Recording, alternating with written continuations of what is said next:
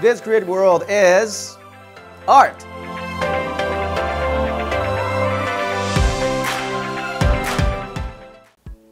Today's guest is the creator of the comic book series El Peso Hero and director of development for Masked Republic.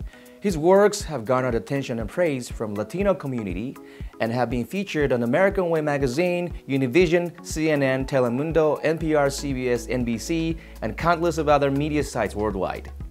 He also serves as co-editor-in-chief of the newly minted Chispa Comics, the first direct-to-market Latino comic book publishing house, as well as serving as Director of Development for Masked Republic, where he oversees the creative development of Masked Republic media properties.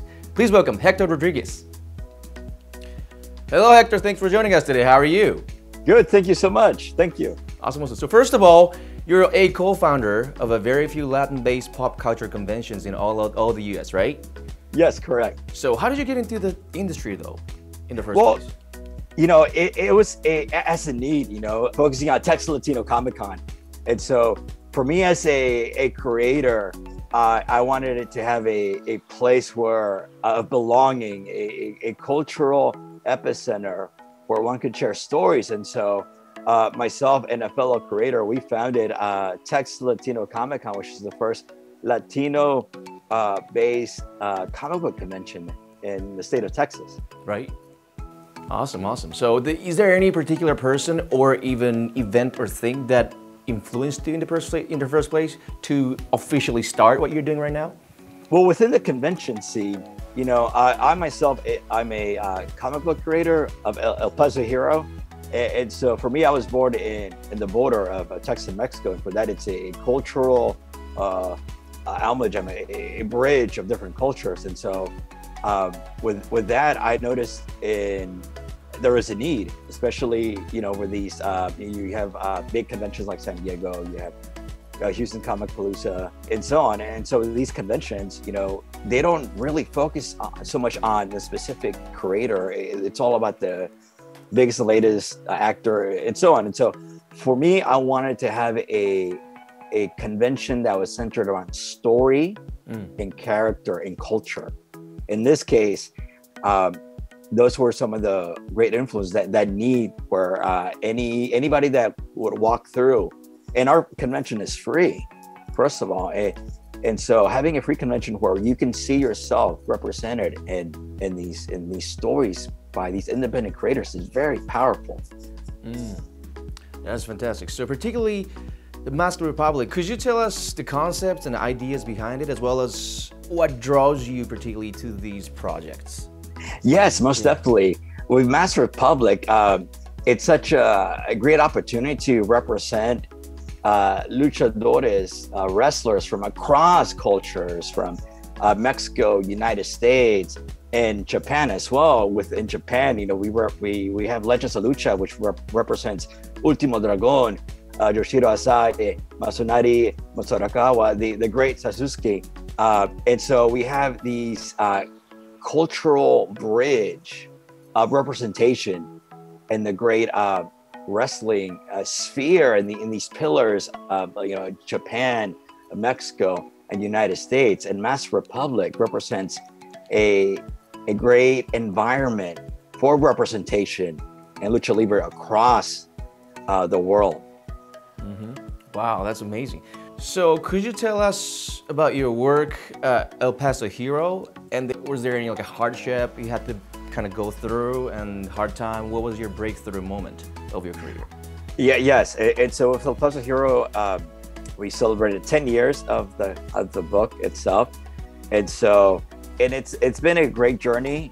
It's been a learning experience for myself. And one breakthrough moment that really, because I had the story really early on in 2003, but it wasn't until being an educator, I had a student where his father was deported in 2011 in here in Texas. And so he was without a father, and he was looking at myself as an educator, as his teacher, as his father figure. And so, well, you know, I told him within these walls, these schools, I'm your dad. within the school walls.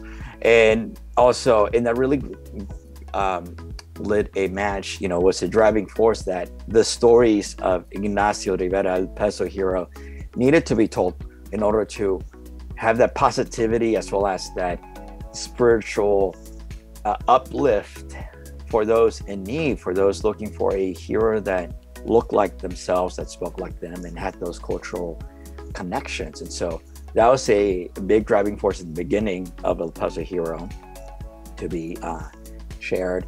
And as well as some moments of, a need, a cultural representation, especially within the mainstream comic books, how there are not a lot of Latino superhero types, if there have been, but they always tend to take a backseat.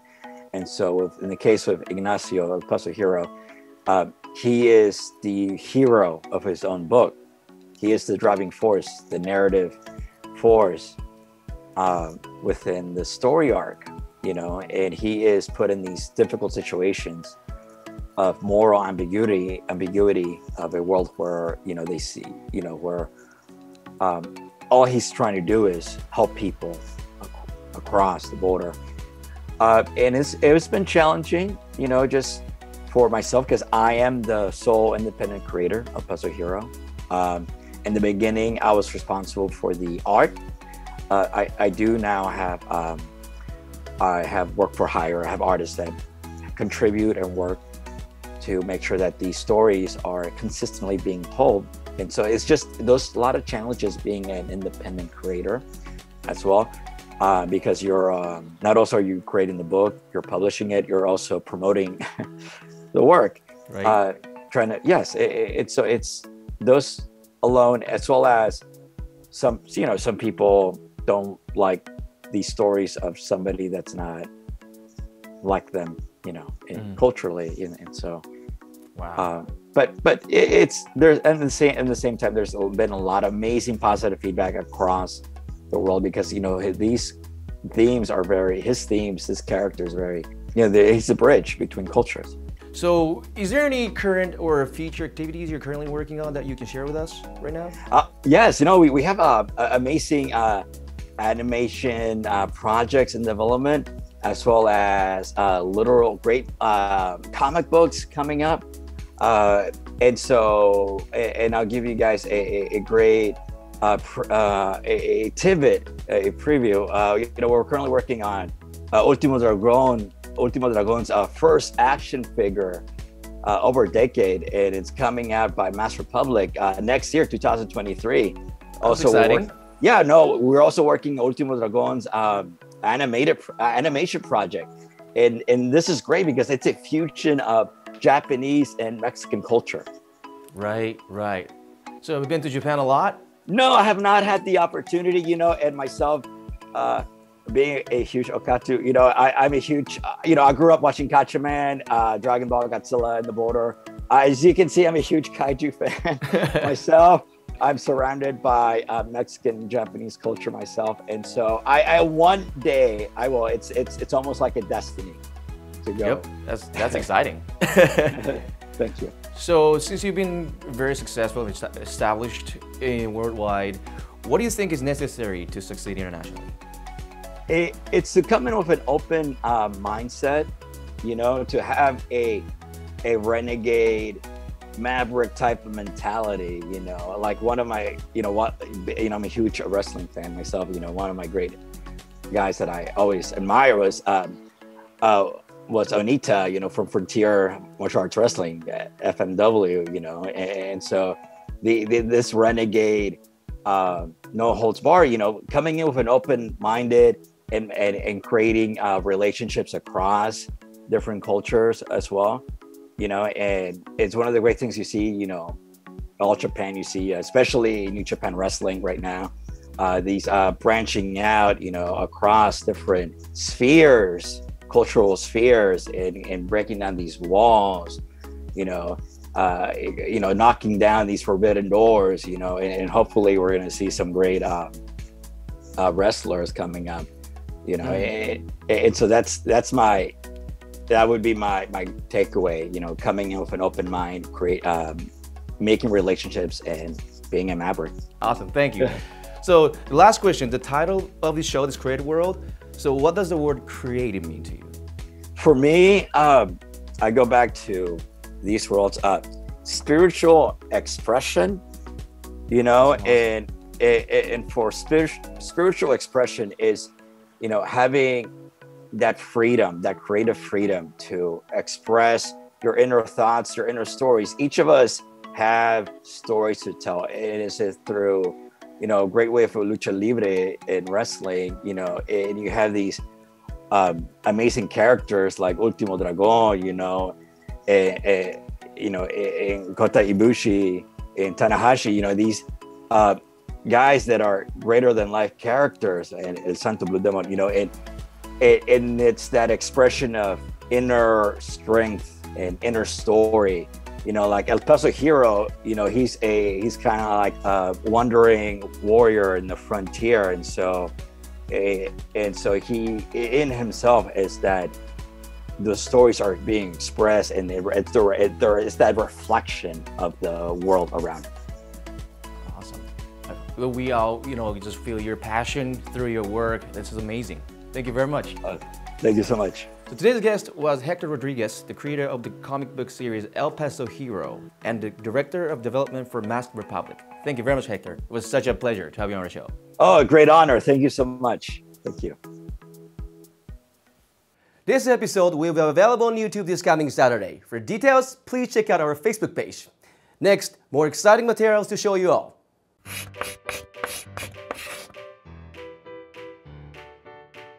Hello, this is Haruka. How do you keep yourself motivated? I get motivated by reading a lot of manga, a lot of comic books, watching a lot of movies. I also have to exercise just to have that balance, correct. I surround myself in my office with a lot of things that influence me, a lot of things that I love myself. And so for me, it's a great place to write, you know, and so for me, I always have sticky notes everywhere. And, you know, I just have different, you know, figures around, you know, just hanging out. And so that's how I keep myself motivated, you know, just have that drive to keep going. And for me, my drive is working with Masked Republic, you know, it's just these characters are greater than life, as well as with El Peso Hero, these stories that the story that I really wanted to share out, and I can't wait for you to read it. Thank you so much. Hi, my name is Lisa, and here's my question for you. So out of all the comic books that you maybe read, or maybe it's one of your comic books, what would you say is your favorite character and why? A character that I like, Todd McFarlane's Spawn, just because really early on in the early 90s, he was a African-American vigilante hero-esque, you know. For me, that, you know, Image Comics they broke away from the mainstream comic book scene, and so they have a great story. It was a character that was very gritty. It really spoke to me because the fact that you can tell a serious story within the comic book medium. Thank you. Hello, I'm Aika. Could you tell us about your process to make comics, and what is the most difficult stage? It would be the writing part. It would be the most difficult stage for the process. You know, I always begin with the end in mind. You know, a great story has a great ending, and so I begin with the ending and then the beginning. And so having that middle is a challenging part, right? It's a writing process is very challenging, and so I have to make sure that I'm reading also books, you know, of the process itself, and as well as being influenced by different great writers too, across different mediums. Thank you. Thank you. Wait, there's part 2. Also, don't forget to subscribe to our channel.